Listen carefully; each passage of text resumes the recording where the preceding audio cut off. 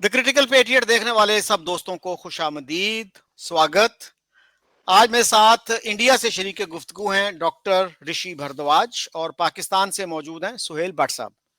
और आज हमारा टॉपिक है टू नेशन थ्योरी। भट्ट साहब, मैं अगर आपसे शुरू करूं, क्या आप नहीं समझते कि पाकिस्तान में कोई ऐसी एकेडमिक स्टडी मौजूद नहीं है जो टू नेशन थ्योरी को कवर करती हो? कोई पीएचडी का थीसिस या इवन एमफिल का थीसिस ऐसा नहीं, मेरे इल्म में नहीं है कम से कम, जिसमें टू नेशन थ्योरी का ऑब्जेक्टिवली स्कॉलरली तरीके से जायजा लिया गया हो। तो क्या वजह है इसकी? मसलन चौधरी खलीको जमान जो थे, he was one of the founding fathers of Pakistan. उन्होंने एक किताब लिखी है पाथवे टू पाकिस्तान, और उर्दू में है वो शाहराह पाकिस्तान। उसमें टू नेशन थ्योरी पे अच्छी खासी क्रिटिसिज्म है, और वो ये कहते हैं कि ये इंडिया के मुसलमानों के लिए हार्मफुल साबित हुई, और इससे जो है दोनों कम्युनिटीज के दरमियान बैड ब्लड पैदा हुआ। और हुसैन शहीद सोरवर्दी, जो बाद में पाकिस्तान के प्राइम मिनिस्टर भी रहे, उनका भी इन चीजों से इत्तेफाक था। तो आप कैसे देखते हैं कि हमारे यहाँ सीरियस मौजूआत जो हैं, मतलब two nation theory is very important concept in Pakistan, लेकिन उस पर भी कोई सीरियस एकेडमिक स्टडी हमें नजर नहीं आती। तो सब सबसे पहले तो मेरा एक ऑब्जेक्शन जो है वो ले लें कि आज आपने मेरा तारफ जो है वो सिर्फ पाकिस्तान के हवाले से करवाया है, मेरे शहर जड़वाला के हवाले से नहीं करवाया। क्योंकि मुझे फ़ख्र है कि मैं एक ऐसी सरजमीन से बिलोंग करता हूँ जो ना सिर्फ सब कॉन्टिनेंट बल्कि पूरी दुनिया के जो 3 बड़े लेजेंड्स हैं ये उनकी सरजमीन है सर। सबसे पहले तो आपके ये इल्म में होना चाहिए कि जड़ावाला जो है वो सिख मत के जो बानी हैं, बाबा गुरु नानक, ये उनकी सरजमीन है। मेरे घर से तकरीबन सिर्फ 30 किलोमीटर के फासले पर नॉर्थ ईस्ट के अंदर उनकी जो है वो वहाँ पे ननकाना साहब है। दूसरा सर, सरदार भगत सिंह की ये सरजमीन है जो कि दुनिया उन्हें जो है वो एक ग्रेट फ्रीडम फाइटर के नाम से जानती है, और वो मेरे घर से सिर्फ नॉर्थ वेस्ट में सिर्फ 15-16 किलोमीटर के फासले पर है। और तीसरे सर गंगाराम सर, फिलेंथ्रोपिस्ट, और उनका जो जिक्र है और दुनिया उन्हें जानती है। तो मुझे फ़ख्र है कि मेरा ताल्लुक जो है वो इस सरजमीन से है और वो भी उन्हीं की सरजमीन है।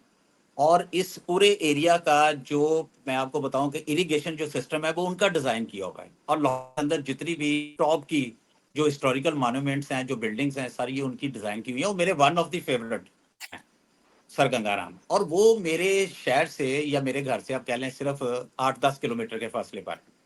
और मेरे ऑफिस में जो एडमन काम करता है, मोहम्मद असलम, वो भी उसी के गांव से है। और उनकी डिजाइन की हुई है उनके दौर की एक रेलवे ट्रैक अभी भी मौजूद है जहाँ पे घोड़ा गाड़ी चला करती थी कभी। तो ये भी उनका उस वक्त डिजाइन किया हुआ था। बट साहब, बात यह है कि मैं अगर ये कहता हूं कि आप जड़ावाला से हैं, तो फिर ऋषि का भी मुझे गांव का, उनके शहर का बताना पड़ेगा, and he is not too keen on that. और मैंने कहा कि हम दोनों के मुल्कों का ही नाम ले देते हैं, और नीचे जब इंट्रोडक्शन आता है, आप दोनों का डिटेल्ड में वो लिखा होता है कि किस किस जगह से हैं। तो जी, अब आप मौजू की नहीं, तरफ हम आइए। इररेलेवेंट डिटेल्स में जा रहे हैं। जो टॉपिक है उस जी, पर बात हो ही नहीं रही है। कौन चले। कहाँ का रहने वाला है, तो हर शहर से कोई ना कोई बड़ी हस्ती निकल आएगा। चौधरी साहब, जहाँ तक आपका ये सवाल है कि पाकिस्तान के अंदर जो टू नेशन थ्योरी के ऊपर पर्टिकुलरली कोई थीसिस मौजूद नहीं है, या रिसर्च नहीं हुई है, या बुक्स मौजूद नहीं है, तो बेशुमार जो किताबें पाकिस्तान की हिस्ट्री पर लिखी गई हैं उनमें टू नेशन थ्योरी तकरीबन हर किताब के अंदर मौजूद है। और हर ऑथर ने उसे अपने अपने मिजाज के मुताबिक और अपनी कैपेसिटी के मुताबिक उसको डिफाइन करने की कोशिश की है। मेरा ये तजर्बा है पाकिस्तान के अंदर कि टू नेशन थ्योरी के हवाले से, चूंकि ये तमाम लेवल्स पर ये पढ़ाई जाती है मुतालिया पाकिस्तान में, यूनिवर्सिटी लेवल के ऊपर भी, कॉलेज में भी, स्कूल में। तो ये इसको जिस तरह से पेश किया जाना चाहिए था, जिस सादा फहम अंदाज में इसका बयान होना चाहिए था इन बुक्स के अंदर, तो उस पर मेरा ज़ाती ख्याल है कि वो उस अंदाज में काम नहीं हो सका। और स्टूडेंट्स जो हैं वो जब मुतालिया पाकिस्तान को, या पाकिस्तान स्टडीज़, या जो भी इसमें आइडियोलॉजी जो हमारी बयान की जाती है, तो बहुत सारे स्टूडेंट्स जो होते हैं या अक्सरियत जो है वो इसका जो पूरा है इसको वो समझ नहीं पाते हैं। और इस वजह से मैंने देखा है कि सोशल मीडिया के ऊपर एक रिएक्शन नजर आता है लोगों का कि जिनको मजबूर किया गया चौधरी साहब कि आप किसको क्रैम करें बगैर समझे हुए, क्योंकि ट्रू नेशन थ्योरी को समझने के लिए आपका लॉ के ऊपर कमांड होनी चाहिए, आपकी पॉलिटिक्स के ऊपर कमांड होनी चाहिए, आपकी हिस्ट्री आपने उसका अच्छे तरीके से थॉरली स्टडी किया, तो फिर आप जो इंडिपेंडेंस की मूवमेंट है और जिस तरह से ये बयान की गई है किताबों के अंदर और जिस तरह से लिखी गई है, तो अक्सर सूरतों के अंदर स्टूडेंट्स उसको समझ नहीं पाते हैं, क्योंकि ये एक कंपलसरी सब्जेक्ट के तौर पर ये पार्ट एंड पार्सल होता है आपकी स्टडीज का, तो फिर उनको क्रैम करना पड़ता है। और फिर वो एक मुझे रिएक्शन भी नजर आता है कि खाम मैंने बहुत सारे लोगों के साथ इंटरेक्शन किया है और वो टू नेशन थ्योरी के ऊपर एतराज कर रहे होते हैं, लेकिन जब मैं उनको थोड़ा सा एक्सप्लोर करता हूँ, सवालात रेज करता हूँ, तो बेसिक चीज़ों को उनको नहीं पता होता। तो इस वजह से आपकी बात बिल्कुल दुरुस्त है कि अगर इसके ऊपर काम उस अंदाज में नहीं हुआ जिस अंदाज में आप फरमा रहे हैं या जिस अंदाज में होना चाहिए था, आम फहम अंदाज में इसको पेश किया जाना चाहिए। स्टूडेंट्स के ऊपर जो वो एक प्रेशर महसूस करते हैं, दबाव महसूस करते हैं कि यार ये इसको अब हमें समझ आती है नहीं आती, कंपलसरी सब्जेक्ट है, पास भी होना है, मार्क्स भी लेने हैं, तो इसको हम रट्टा लगा लेते। तो इस तरह से ना एक पूरी जनरेशन है जिसमें मुझे वो रिएक्शन एक नजर आता है और बहुत सारे लोगों को मैंने इस पे बात करते देखा है और ये भी देखा है कि वो बात कर रहे होते हैं लेकिन बुनियादी चीजों की उन्हें समझ नहीं होती, फहम नहीं होता। जी सर। अच्छा भट्ट साहब, इसमें ना विकिपीडिया पे एक आर्टिकल है टू नेशन थ्योरी पे ना, उसमें दोनों पर्सपेक्टिव्स दिए गए हैं, उसको मौका मिले तो जरूर देखिएगा। अच्छा ऋषि, आपकी तरफ मैं आता हूं कि जिन्ना साहब की एक स्पीच है जिसमें उन्होंने पहली दफा टू नेशन थ्योरी को एक्सप्लेन किया, और वो है मार्च 1940 की, जब लाहौर रेजोल्यूशन पास हुआ। उसमें वो कहते हैं कि it is a dream that the Hindus and Muslims can ever evolve a common nationality. They belong to two different civilizations which are based mainly on conflicting ideas and conceptions. लेकिन जो 11 अगस्त वाली तकरीर है उनकी, 11 अगस्त 1947 वाली, that is diametrically oppose to it. इसमें उन्होंने हिंदुओं को और मुसलमानों को खास तौर पे ये कहा कि forget the past, bury the hatchet, यानी माजी को भूल जाओ और दुश्मनी को भुला दो। If you start if you change your past and work together, वो फिर बाकी बातें उनकी कि progress, you will make immense progress and so on and on. तो ये जो हैं, अगर आप ये कह चुके हैं, आप ये तय कर चुके हैं कि Hindus and Muslims can not evolve A common nationality. एक तो जब उन्होंने अपने पॉलिटिकल करियर का आगाज किया 1906 में, उस वक्त उनको इस चीज का पता नहीं था, और 1935-40 तक जो है उन्होंने इस तरह की बात नहीं की। लेकिन मार्च में जाके 1940 में उनको ये ख्याल आया, ये पता चला कि it is a dream that Hindus and Muslims can evolve A common nationality.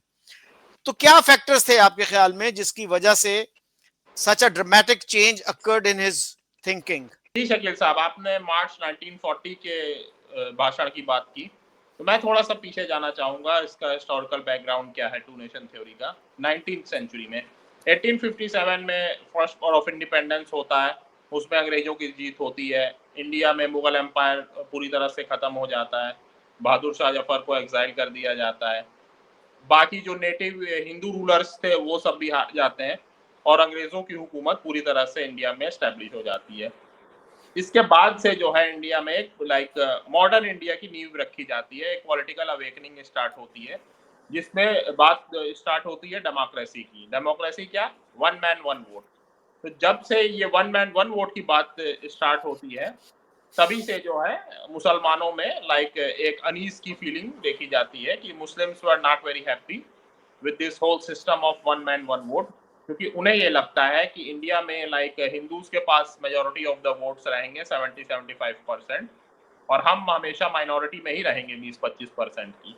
तो हम हमेशा we will always be in permanent minority और Hindus will always be in permanent majority. तो हम कभी भी गवर्नमेंट का पार्ट नहीं बन पाएंगे, हम हमेशा अपोजिशन में ही रहेंगे। तो इसीलिए इंडिया के लिए वन मैन वन वोट का सिस्टम, डेमोक्रेसी का सिस्टम, ये सही नहीं है। तो इसका अल्टरनेटिव क्या रहे? तो सैयद अहमद खान ने इसके कई अल्टरनेटिव बताए, तो उन्होंने कहा कि सबसे बेस्ट तो यही है कि इंडिया पर अंग्रेजों की हुकूमत हमेशा हमेशा के लिए बनी रहे, क्योंकि अगर इसके अलावा कोई भी ऑप्शन, कोई भी लाइक वोटिंग स्कीम आती है तो वो जो है मुसलमानों के साथ इंसाफ नहीं कर पाएगी। इसीलिए अंग्रेजों की हुकूमत हमेशा हमेशा के लिए बनी रहे इंडिया में, यही सही है। तो यहाँ से स्टार्टिंग होती है सेपरेटिज्म की, अलगाववाद की। ये अलगाववाद ऐसे होता है कि पहले जो है मुसलमानों की तरफ से बात उठती है सेपरेट इलेक्टोरेट्स की, फिर वो जाती है 25% पे, फिर वो जाती है 33% पे, फिर वो जाती है 50% पे, और फिर जो है मार्च 1940 में वो फाइनली अलग मुल्क की एक वो शक्ल ले लेती है कि हमें हिंदुओं से अलग एक मुल्क चाहिए और हमारा हिंदुओं से कोई लेना देना नहीं होगा और हमारा इंडिया से कोई लेना देना नहीं होगा। तो यहाँ से टू नेशन थ्योरी की स्टार्टिंग होती है जी। अच्छा भट्ट साहब, टू नेशन थ्योरी की जब बात होती है तो पाकिस्तान में इस मसले पे काफी कंफ्यूजन पाया जाता है कि क्या टू नेशन थ्योरी अब भी रेलेवेंट है, अब भी वैलिड है। मसलन क्या आज पाकिस्तान में does your religion define your nationhood, के जितने मजहब हैं पाकिस्तान में क्या उतनी ही नेशंस भी हैं, या जैसे प्रोफेसर शरीफुल मुजाहिद ने कहा था, and he was one of the greatest scholars on the Pakistan movement and Jinnah, तो उन्होंने कहा था जी कि 14 अगस्त तक रेलेवेंट थी टू नेशन थ्योरी, उसके बाद नहीं है। So it is useless to talk of the two nation theory now.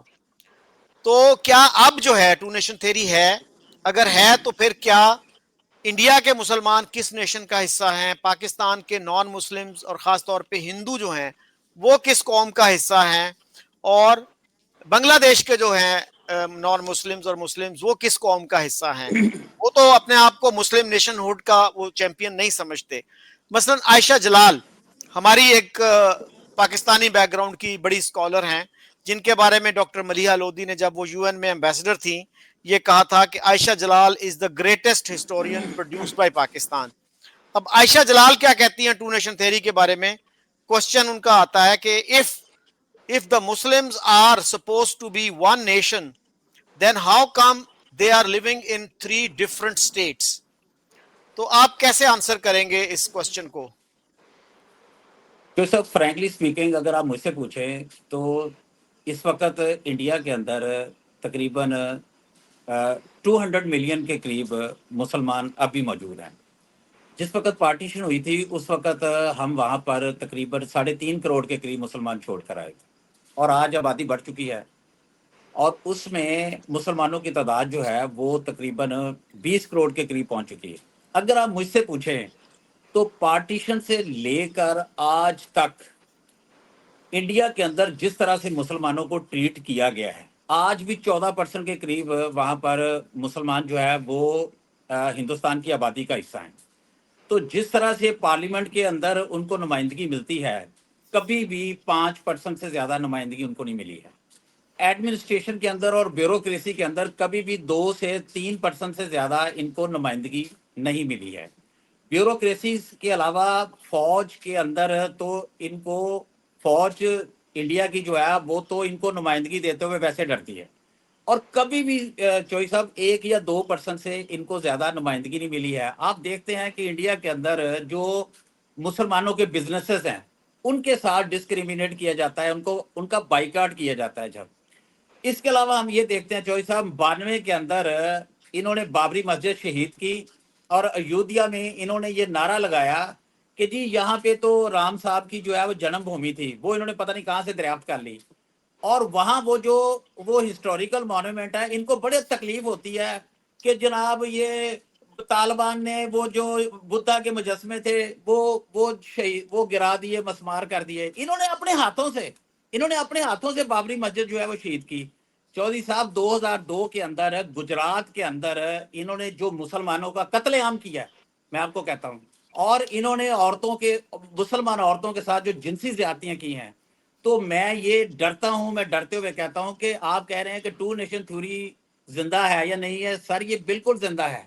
और अगर इन्होंने अपना रवैया जो है वो हिंदुस्तान के मुसलमानों के साथ तब्दील ना किया तो मैं सच कह रहा हूं, मैं को तंज नहीं कर रहा सर, तो मैं देख रहा हूं कि एक और टू नेशन थ्योरी जो है वो तैयार खड़ी हुई है। मुझे डर है कि हिंदुस्तान के मुसलमान जो है वो इनके नारवा सलूक से तंग आकर कहीं उसी तरह से दोबारा ना खड़े हो जाएं जिस तरह से पार्टीशन से पहले पाकिस्तान के मुसलमान जो थे वो खड़े हुए और उन्होंने जिना के पीछे जो था वो फ्रीडम की स्ट्रगल की। मैं आप अभी थोड़ी देर पहले चौधरी साहब बात कर रहे थे 1857 की जो वार ऑफ इंडिपेंडेंस है। चौधरी साहब 1857 से ही मुसलमानों के साथ जो डिस्क्रिमिनेशन थी वो शुरू हो गई थी। सबसे पहले तो अंग्रेजों ने की चौधरी साहब, अंग्रेजों ने सबसे पहले ये नतीजा अखज कर लिया एनालिसिस करके कि वार ऑफ इंडिपेंडेंस और जो गदर हुआ था उसके जो एक्सक्लूसिवली जिम्मेदारान है वो मुसलमान हैं। तो फिर क्या कौन सा वो जुल्म था जो मुसलमानों के ऊपर उन्होंने नहीं ढाया? क्या इनसे इनकी जायदादें नहीं छीनी गई चौधरी साहब, कॉन्फिस्केट नहीं की गई? क्या इनकी मैस जो एग्जीक्यूशन है वो नहीं की गई? क्या इनको मुल्क बदर नहीं किया गया? क्या इनको नौकरियों से फारिग नहीं किया गया? चौधरी साहब क्या इनकी जो जुबान पर्शियन थी क्या उसको इन्होंने अंग्रेजों ने उसको अंग्रेजी से तब्दील नहीं किया और इनके ऊपर तालीम नौकरियों के सारे दरवाजे से बंद कर दिए? चौधरी साहब प्रॉब्लम ये है कि मोहम्मद अली जिन्ना की आप सोच और फिक्र की बात करते हैं, ये वो मोहम्मद अली जिन्ना है चौधरी साहब, ये वो मोहम्मद अली जिन्ना है जिसे ये मेरे हिंदू दोस्त जो हैं वो अमन का सफीर कहा करते थे। चौधरी साहब क्या आपको याद नहीं है कि 1916 के अंदर जो लखनऊ पैक्ट हुआ था वो किसने करवाया था?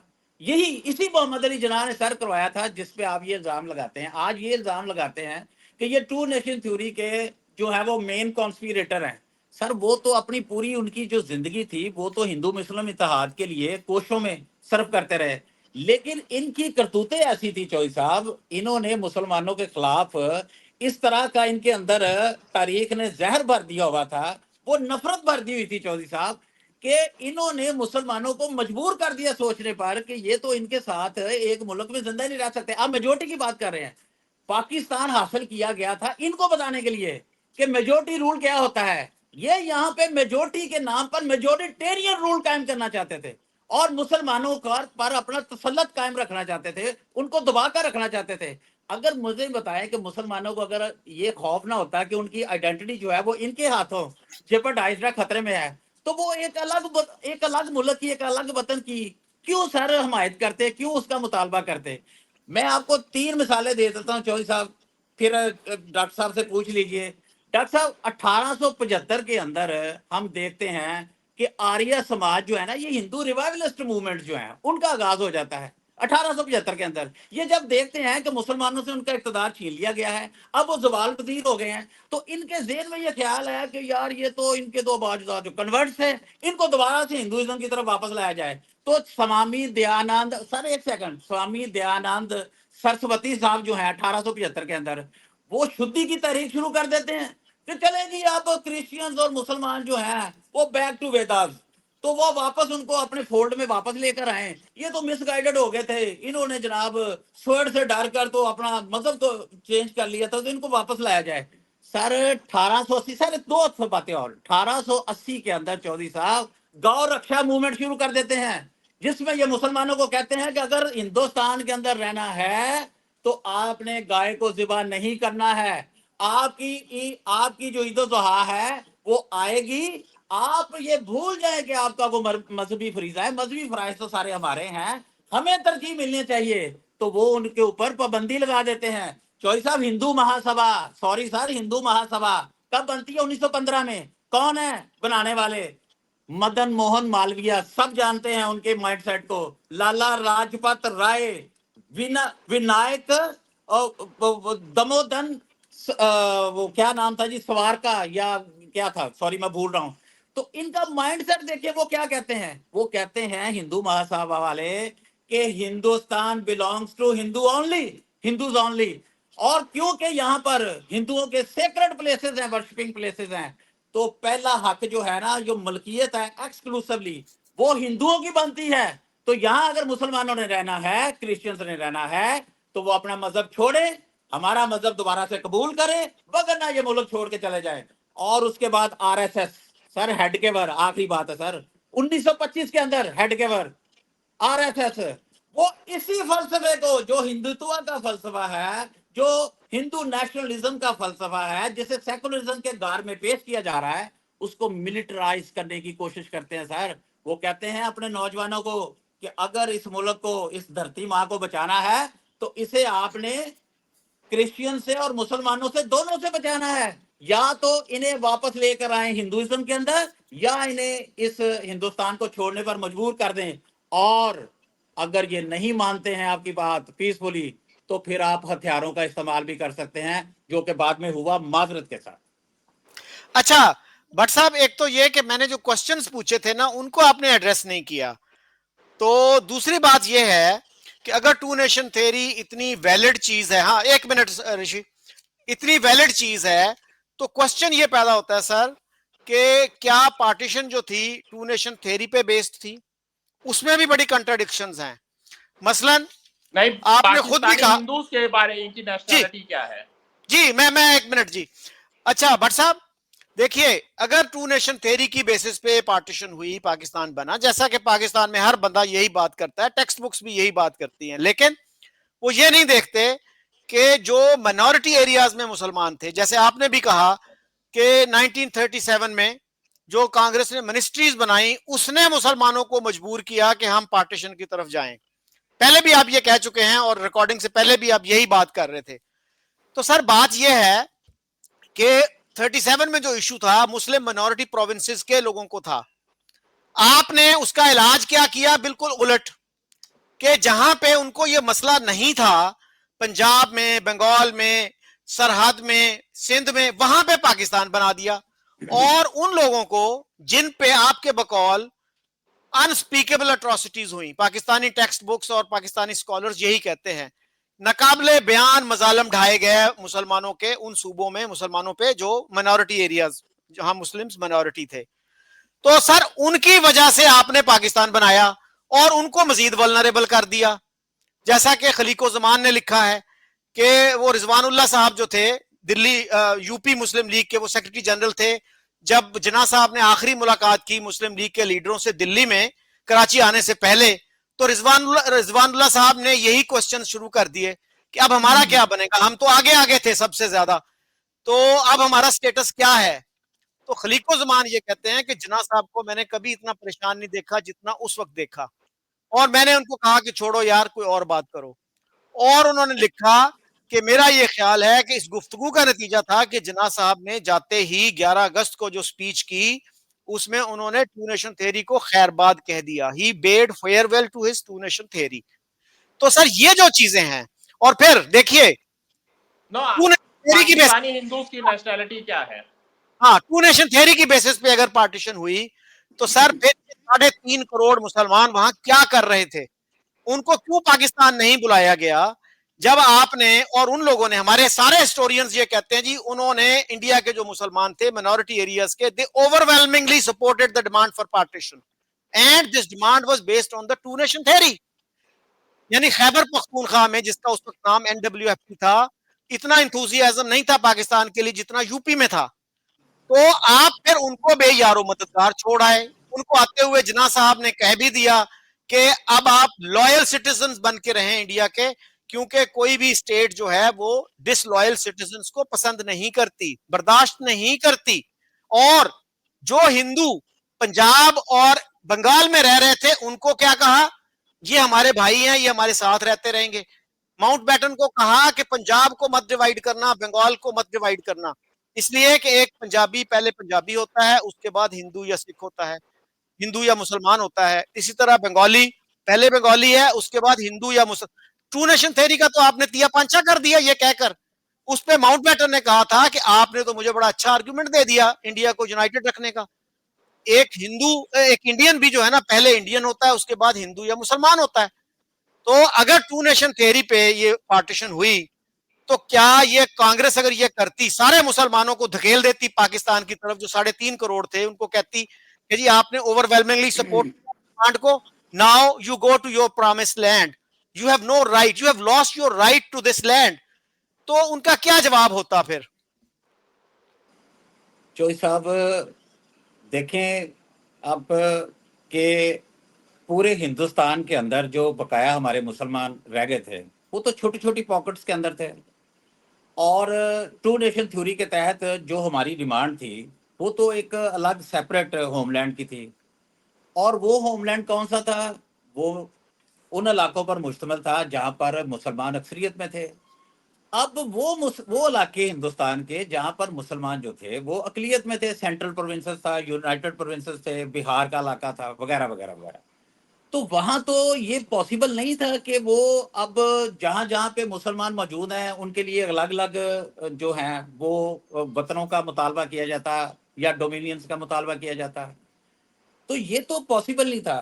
अब देखिए 6 जून का प्लान जब आता है अच्छा, उसके नहीं बाद इसमें मोहम्मद अली जिन्ना को इसमें टाइम कितना मिला एक सर? आप एक बताएं मिनट मुझे सर, कि टाइम कितना सर मिला? एक मिनट सर, जी गुजारिश जी ये है सर कि जब आप टू नेशन थ्योरी की बेसिस पे ये चाहते हैं ना राइट, वो डिफरेंट चीज हो जाती है। और ये भाई साहब गांधी आप ने मुझे इसका हल एक, बताएं ना। हाँ गुजारिश सुन अब लेना, मेरी बात मुसलमान सुन ले। पूरे हाँ हिंदुस्तान के अंदर बिखरे मेरी, हुए हैं। जी मेरी गुजारिश सुन लेना। नहीं एक मैं यही एक सवाल आप एक, पूरा कर लेना, चौधरी साहब मैं सवाल पूरा करें। मैं समझ गया आपका सवाल सर, मैं समझ जी गया, कि वो मैं वो समझ जो गया सवाल। मेजोरिटी एरियाज थे उनकी जी डिमांड हम कर रहे थे। मैं यही समझ गया तो ये आपका सवाल। मैं पॉसिबल ये नहीं कह था रहा ना हूं कि इतनी पॉकेट्स सर, हो। सर मेरी गुजारिश सुन लेना। I have understood your question perfectly.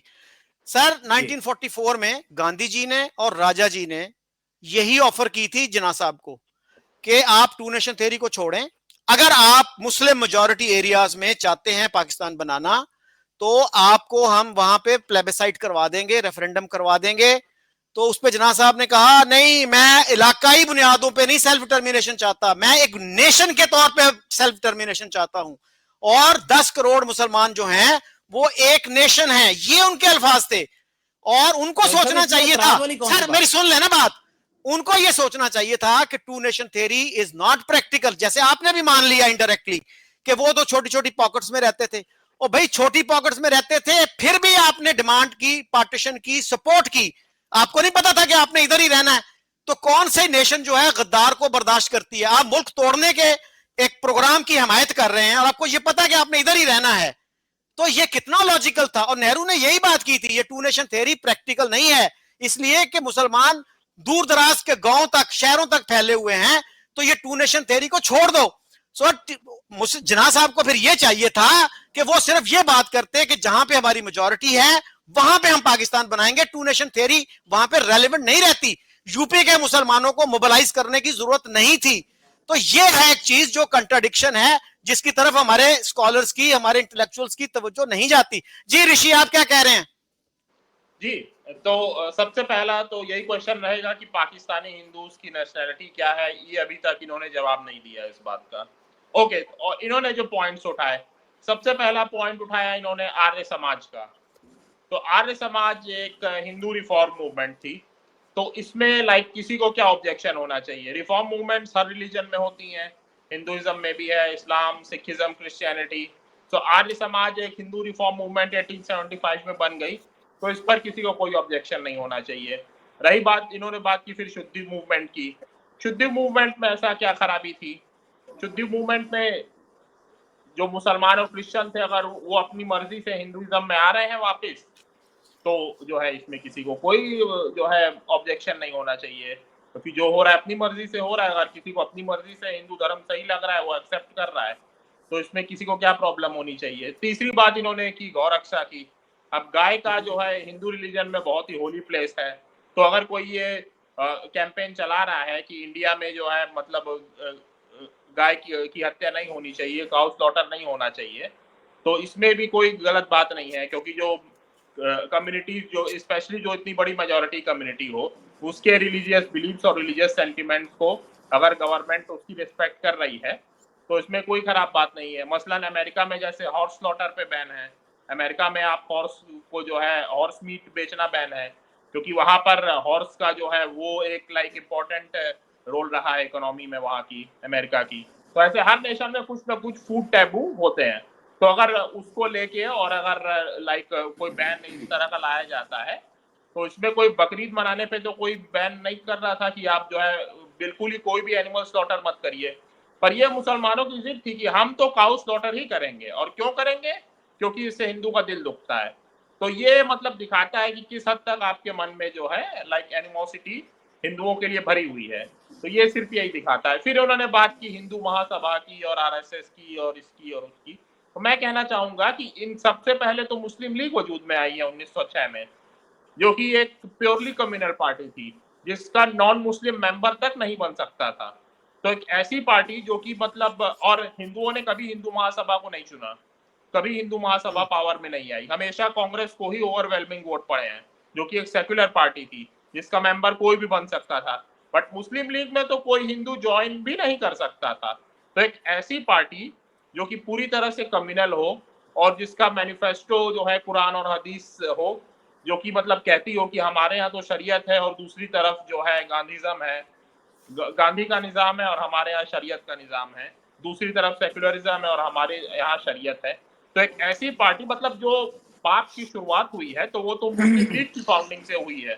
1906 में जो कम्युनलिज्म का वायरस आया है इंडियन पॉलिटी में, ये मुस्लिम लीग की वजह से आया है। और फिर उन्होंने सेपरेट इलेक्टोरेट्स की डिमांड की और 1909 में मॉर्ली मिंटो रिफॉर्म्स के तहत सेपरेट इलेक्टोरेट्स मुसलमानों को मिल गए। आप बताइए, पूरी दुनिया में सेपरेट इलेक्टोरेट्स कहीं भी नहीं है कि मतलब ऐसी कॉन्स्टिट्यूएंसीज जहां पर सिर्फ मुस्लिम वोट डालेगा और मुस्लिम ही इलेक्शन लड़ेगा, ऐसा पूरी दुनिया में कहीं नहीं होता है। बट इंडिया में जो है मुसलमानों की ये डिमांड थी, ओवरवेलमिंग डिमांड थी कि हमें जो है सेपरेट इलेक्टोरेट्स दिए जाएं।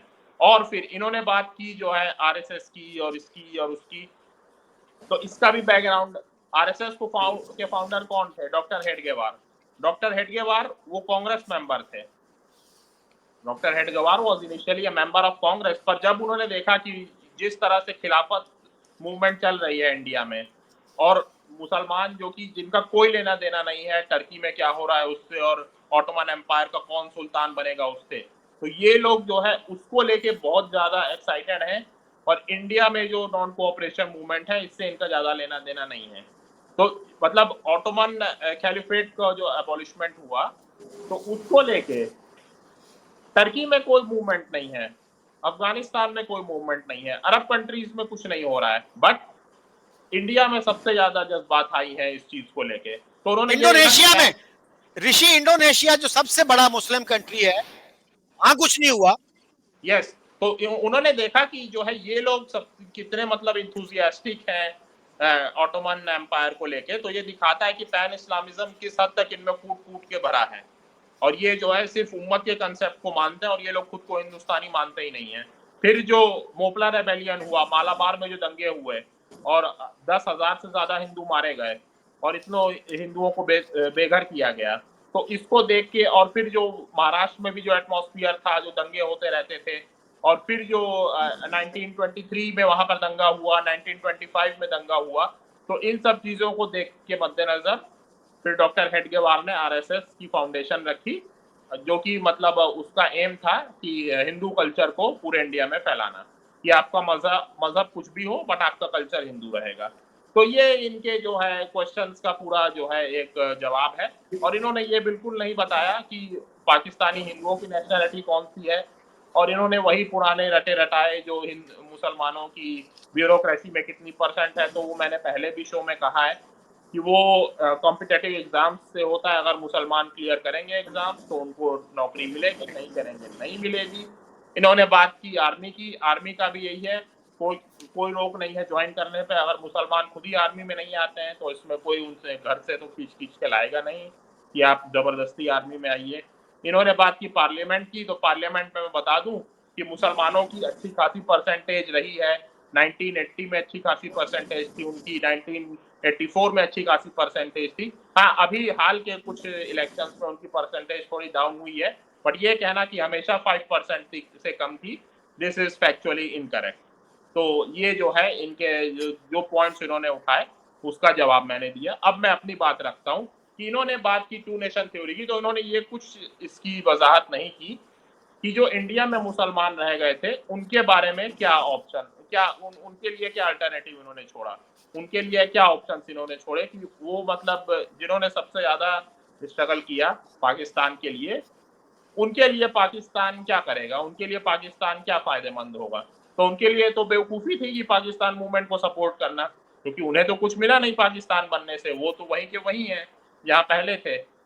सो ये इन्होंने ये जो है मतलब बड़े बड़े पाकिस्तान के डिफेंडर्स इस बात पर जो है आंसर नहीं कर पाते हैं कि यूपी और सीपी और बिहार के मुसलमानों को क्या मिला पाकिस्तान बनने से। और अगर टू नेशन थ्योरी इतनी सही है तो फिर किस हक से जिन्ना ने जूनागढ़ पे दावा किया, जोधपुर पे दावा किया, हैदराबाद पे दावा किया, किस हक से पूरा पंजाब और पूरा बंगाल लेना चाहा, किस हक से आसाम लेना चाहा जो कि एक हिंदू मेजॉरिटी प्रोविंस था। तो ये सब चीजें हैं जो कि देखनी चाहिए पाकिस्तानी नेशनलिस्ट को। जी अच्छा सुहेल साहब, ये बताइए कि जिन्ना साहब ने तो यहां तक भी कह दिया था 1941 में कानपुर में तकरीर करते हुए, आई थिंक इट वाज मार्च, कि मैं 6 करोड़ मुसलमानों को जो मुस्लिम मेजॉरिटी एरियाज में रहते हैं उनको लिबरेट करवाने के लिए 2 करोड़ मुसलमानों की कुर्बानी देने के लिए तैयार हूं जो मुस्लिम माइनॉरिटी एरियाज में रहते हैं।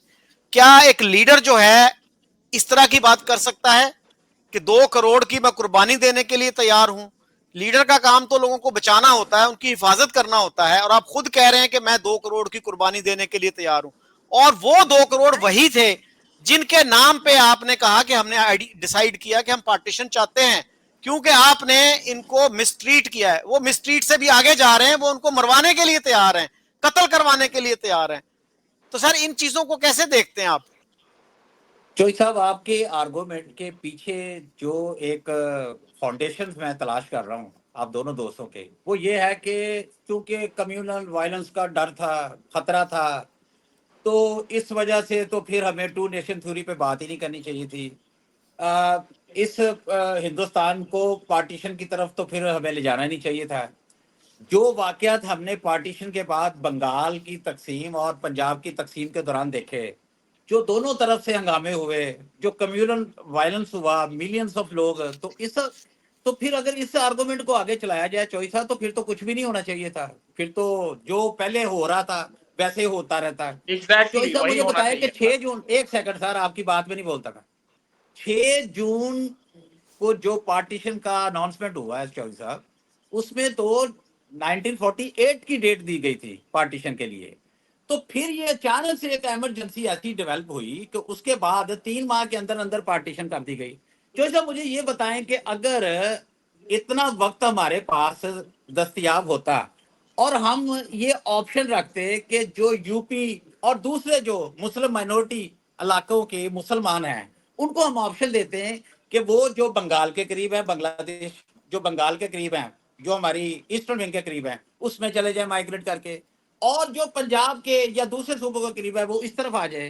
तो चॉइस ऑफ इतना तो टाइम ही हमें नहीं मिला। और दूसरा, आप हमारे सर के ऊपर एक तलवार रख रहे हैं कि अगर आपने पार्टीशन की बात की, अगर माइग्रेशन की बात हुई तो कम्युनल वायलेंस होंगे। तो चॉइस ऑफ कम्युनल वायलेंस के लिए आप सिर्फ मुसलमानों को मरूद इल्जाम ठहराते हैं, आप हिंदुओं को भी उतना ही मरूद इल्जाम ठहराएंगे।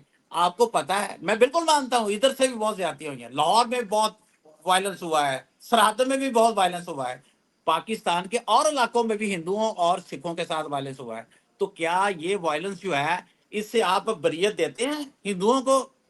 जो ईस्टर्न पंजाब के अंदर हुआ है सर, क्या आप इनको इससे बरियत देते हैं? क्या आप इनको एग्जाम्पशन दे सकते हैं? तो इस तरह से चौधरी साहब कुछ भी नहीं हो सकता था। मेरा जाती ख्याल है चौधरी साहब, अगर आपको पार्टीशन के लिए एक सफिशिएंट टाइम मिलता, दोनों जानब की क्यादत जो है और उसमें जो ब्रिटिश हैं, जो वाइसराय हैं, वो भी शामिल हो जाते, इस बात का, इस इशू का हल निकाला जा सकता था। और मेरा जाती ख्याल है कि ये हल जो अगर इस तरह का निकल आता वो दोनों मुल्कों के लिए ठीक होता। चौधरी साहब आज फिर ये 20 करोड़ हो चुके हैं मुसलमान वहां पे, उन्हें फिर इनसे शिकायत है। हमने अभी देखा 4 रोजा जंग के दौरान जिस तरह से इनके एंकर पर्सन जो है, वो मीडिया पर्सन उन पर दबाव डाल डाल के पाकिस्तान के खिलाफ जहर उगलवाने की कोशिश कर रहे थे। तो मैं देख रहा था कि यार वहां के मुसलमान जो है वो बहुत बहुत बहुत अनईजी हैं वो इन सारे मामला से। तो मैं जाती सब तौर पर मैं आपसे एग्रीड हूं कि ये इस मसले का हल निकलना चाहिए था, लेकिन इस मसले का हल बातचीत से निकल सकता था चौधरी साहब, लड़ाई झगड़े से या वायलेंस से तो इसका हल नहीं निकलना था। अब आप मुझे बताएं, जिस वक्त पार्टीशन हुई है, अगर हिंदू कहते हैं जी चलें जी आप ही निकलें, आप यहाँ पे क्या कर रहे हैं? क्योंकि आपकी तो बहुत कंट्रीब्यूशन है तहरीके पाकिस्तान के अंदर, यूपी के लोगों की, मुसलमानों की कम कंट्रीब्यूशन। तो क्या इनके पास तो फिर एक ही हल रह जाता था ना कि वायलेंस का इस्तेमाल करते, उन्हें लाठियों से हांगते, वहां से निकाल देते। जहां पे पहले 2 मिलियन लोग हलाक हुए थे, 1 मिलियन और उसमें शामिल हो जाते। चौधरी साहब बातचीत के जरिए हल निकल सकता था इस बात का भी, लेकिन टाइम ही नहीं दिया गया। टाइम क्यों नहीं दिया गया ये भी आज तक मुझे केमिस्ट्री समझ नहीं आई कि भाई ब्रिटिश को क्या इमरजेंसी पड़ गई थी कि 3 माह के अंदर अंदर जनाब ये दोनों मुल्कों का जनाब बंटवारा करना है और हमने अपने घर चले जाना है। ये बात मुझे समझ नहीं आई। चौधरी साहब मैं बात आगे करना चाहता हूं, लेकिन आप कुछ कहना चाह रहे हैं जी जी बट साहब बात ये है कि एक तो ये जो आप 6 जून कह रहे हैं, ये 3 जून का प्लान था जो 3 जून, पार्टीशन sorry। का था जी। अच्छा, उसमें आप ये देखिए कि क्या मुस्लिम लीग ने मार्च 40 से लेके तो अगस्त 47 तक कोई ऐसा प्लान दिया, कहीं कहा कि भाई जितने मुसलमान माइनॉरिटी एरियाज में हैं all of them will move to Pakistan? ये तो आप कह रहे हैं ना जी उन्होंने जल्दी कर दी पार्टीशन, वरना ये मसला हल हो जाता। तो सर वो जल्दी नहीं है, कहीं प्लानिंग भी नजर नहीं आती। और फिर ये देखिए कि जिन्ना साहब ने ये नहीं कहा जब मार्च जब यकम अगस्त को उनकी मुलाकात हुई मुस्लिम लीगी लीडरों से कि भाई ये जल्दी में हो गया, नहीं तो मैं आप सबको बुला लेता। तो भाई आप पार्टीशन के बाद भी बुला सकते हैं, उसमें कोई डेडलाइन तो नहीं है ना। चौधरी साहब आप 1946 का प्लान देखें, कैबिनेट मिशन प्लान, उसमें ग्रुपिंग्स की बात हुई थी, सिंगल डोमेन की बात हुई थी, डोमेनियन की। तो मोहम्मद अली जिन्ना ने तो उसके साथ भी इत्तेफाक कर लिया था चौधरी साहब। वो कब उन्होंने इस पे इनकार किया? जब कांग्रेस ने ऐलान कर दिया कि हम ग्रुपिंग्स को तो हम नहीं मानते, ग्रुपिंग्स को हम ग्रुपिंग्स को नहीं मानते। मोहम्मद अली जिन्ना तो उस पे भी इत्तेफाक करके बैठे हुए थे। सर मेरी गुजारिश सुन लें जी, एक मिनट। जब आपने ग्रुपिंग्स को मानने से इनकार कर दिया तो फिर इनकी फिर बदनीति सामने आ गई, मेलाफाइडी थिंकिंग। ये मुसलमानों को उनकी आइडेंटिटी को कबूल करने के लिए तैयार, उन्हें दबाकर उन्हें एक मेजोरिटेरियन रूल्स के तहत रखना चाहते थे। वगरना सर देखिए अगर नेहरू साहब वो बयान ना देते कैबिनेट मिशन के बाद कि हम ग्रुपिंग्स को जी कबूल करने का और एक्सेप्ट करने की कोई गारंटी नहीं देते, तो मोहम्मद अली जिन्ना को रास्ट एक्शन की जो डायरेक्ट एक्शन की कॉल थी उसको देने की क्या जरूरत पेश आती? उन्हें पीछे हटने की क्या जरूरत पेश आती? वजह सिर्फ यह थी कि कांग्रेस ने बाद में ग्रुपिंग्स को कबूल करने से इनकार कर दिया। तो फिर जो मोहम्मद अली जिन्ना थे और मुस्लिम लीग थी वो इस नतीजे पर पहुंची कि ये तो हमारे साथ क्या करेंगे। अच्छा, ये हमारे साथ आज नहीं मान रहे हैं तो ये अंग्रेजों के जाने के बाद हमारे साथ क्या करेंगे? बट साहब कैबिनेट मिशन प्लान पे मैंने बड़ी रिसर्च की है, मैं बाद में बताता हूं, लेकिन let Rishi speak ji. Okay, cabinet mission plan. अच्छा, इसके पहले इन्होंने बात की कि जो माइनॉरिटी प्रोविंसेस में मुस्लिम्स थे, तो क्यों मुस्लिम लीग ने उनके लिए कोई प्लान प्रेजेंट नहीं किया? क्यों कभी कोई ऐसी बात नहीं की कि उनको भी जो है माइग्रेशन का राइट रहेगा? क्यों कोई जो है लाइक इवन पार्टीशन के पहले ये कहा गया कि आप जो है आप यहीं के लॉयल सिटीजन्स बन के रहिए? क्यों जिन्ना ने कहा कि you know I am ready to smash them? क्यों कहा जिन्ना ने? क्यों जिन्ना ने ये नहीं कहा कि इनका पाकिस्तान में जो है स्वागत है और ये वेलकम है और ये सारे के सारे पाकिस्तान आ जाए? और क्यों अगर इतना ही है तो आज पाकिस्तान ले ले इंडिया के मुसलमानों को, आज क्यों लेने से वो करता है इनकार? आज जो है अपने यहाँ लॉ पास करे और बोले कि इंडिया से जो मुसलमान आना चाहे वो आ सकता है, यहाँ पे देख लेंगे कितने मुसलमान जाते हैं। बिल्कुल सही। आप अपनी सोच जो है ना उसको बिल्कुल एक्सपोज कर रहे हैं। और आपकी ये बात जो है ना ये हिंदुस्तान के मुसलमानों को सुननी चाहिए कि आपकी उनके बारे में जो सोच है आज भी आप मुझे कह रहे हैं, आप जो बाकी रह गए उनको भी एक्सेप्ट करने के लिए तैयार नहीं है, आप उनको भी रखने के लिए तैयार नहीं है। नहीं, मैं कह रहा हूं इनको भी कहीं से उठा के तो या तो बहरा अरब में फेंक दिया जाए या बहरा हिंद के अंदर फेंक दिया जाए। आप तो यार उनको भी एक्सेप्ट नहीं कर रहे हैं। आप इतने वेल जो बनते हैं उनकी विजन को मैं सलाम करता हूं कि उन्होंने आपकी इस सोच को, इस फिक्र को उस वक्त पढ़ लिया। अगर हम भी यहाँ पे होते तो आप हमारे साथ भी यही सलूक करते। आप आज भी अपने मुसलमानों को आप एक नाम नेहाद जो है ना जी सेकुलर कंट्री है, उसके पीछे हिंदुत्व छुपा हुआ है। वही सोच है, वही फिक्र है कि यहाँ रहना है तो हिंदुइज्म में वापस आओ, नहीं रहना तो यहाँ से भागो। वो पाकिस्तान पड़ा हुआ है, सरहद पार करो और वहां चले जाओ। यही थिंकिंग थी, यही फिक्र थी जिसने मुसलमानों को मजबूर किया एक अलग वतन के असूल की जदोजहद करने के लिए। इंसान अगर ये थिंकिंग ना होती तो हमें क्या जरूरत थी? तो मान लेते भाई सिंगल डोमिनियन ही दे दो, फेडरेशन यूनिटरी गवर्नमेंट मांग रहे थे। कहा कि यार फेडरेशन ले लो, तो फेडरेशन मांग लो, यूनिटरी गवर्नमेंट ना मांगो। You have made your point. Let Rishi speak, please. तो ये मैं ये कहना चाह रहा हूं कि ये इतने ही इंडिया के मुसलमानों के वेलविशर्स थे, यूपी और बिहार के मुसलमानों के वेलविशर्स थे, तो क्यों इन्होंने कभी कोई प्लान नहीं दिया कि आप पाकिस्तान आ सके? और अगर आज भी ये इतने वेलविशर हैं तो क्यों ये कोई प्लान नहीं देते हैं कि आप जो है पाकिस्तान माइग्रेट कर सकते हैं? दूसरी बात, कैबिनेट मिशन प्लान की तो जिन्ना ने कौन सा जो है भलमन साहब से कैबिनेट मिशन प्लान को एक्सेप्ट किया था? जिन्ना ने ये कहा कि हम जो है एक्सेप्ट कर रहे हैं बट हम कभी भी इससे पीछे हट सकते हैं। ये कैसी एक्सेप्टेंस हुई? ये this is not acceptance, this is nonsense. This ये आपकी दिखाती है बदनीयती की आपके मन में किस हद तक जो है मक्कारी भरी हुई है। किस हक से जिन्ना ने आसाम की बात की? आसाम क्यों रहेगा मुस्लिम ग्रुप में? आसाम तो एक हिंदू मेजॉरिटी प्रोविंस है, तो आसाम बंगाल के साथ क्यों रहेगा? ईस्ट पंजाब क्यों रहेगा एक मुस्लिम ग्रुप में? NWFP जो जहां पर कांग्रेस गवर्नमेंट थी वो एक मुस्लिम ग्रुप में क्यों रहेगा? वेस्ट बंगाल एक मुस्लिम ग्रुप में क्यों रहेगा?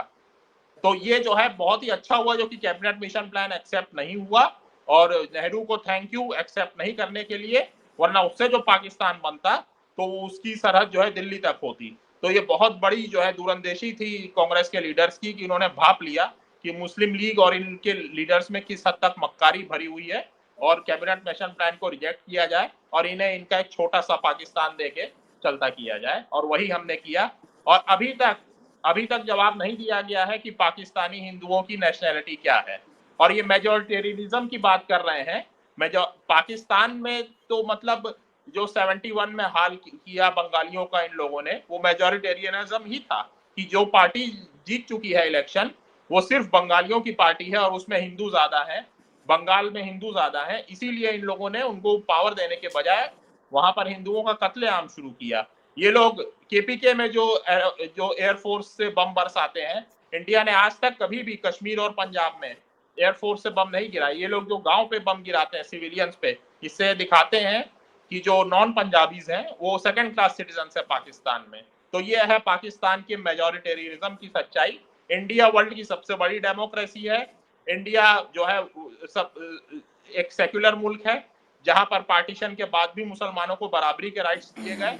इन्होंने पार्टीशन करके भी माइनॉरिटीज का जो हाल किया अपने मुल्क में, तो इनको शर्म आनी चाहिए, और शर्म आनी चाहिए जिन्ना के विजन पर जिसने एक ऐसा बैंकरप्ट और टेररिस्ट कंट्री पैदा की। जी अच्छा भट्ट साहब, कैबिनेट मिशन प्लान का जहां तक ताल्लुक है ना, तो वो तो जिन्ना साहब को एक्सेप्ट करना ही नहीं चाहिए था, इसलिए कि उससे पहले वो कई दफा ये कह चुके थे कि अगर पाकिस्तान नहीं बना तो इंडिया में मुसलमान भी अनाइलेट हो जाएंगे, इस्लाम भी अनाइलेट हो जाएगा। जब आप इतनी सख्त स्टेटमेंट्स दे चुके हो और फिर आप कहें नहीं जी मैं तो मुत्तहिदा हिंदुस्तान में रहने के लिए तैयार हूं। करना चाहूंगा जी हाँ, और जिन्होंने ये भी कहा था कि पाकिस्तान ही हमारा गोल है, हम इसे टेम्परेरी एक्सेप्ट कर रहे हैं, क्योंकि जो है अगर हम अभी पार्टीशन एक्सेप्ट करते हैं तो हमें आधा ही पंजाब मिलेगा, बट कैबिनेट मिशन प्लान हम एक्सेप्ट कर लेते हैं तो 10 साल बाद तो हमें पूरा पंजाब और बंगाल मिल जाएगा। इसीलिए अभी जो है आप एक्सेप्ट कर लें, बट पाकिस्तान ही हमारा गोल है और उसे हम आज नहीं तो 10 साल बाद हासिल कर लेंगे। जी एग्जैक्टली इन्होंने कहा था पाकिस्तान रिमेन्स अवर अनअल्टरेबल गोल। तो ये जो है ये किस तरह की एक्सेप्टेंस थी?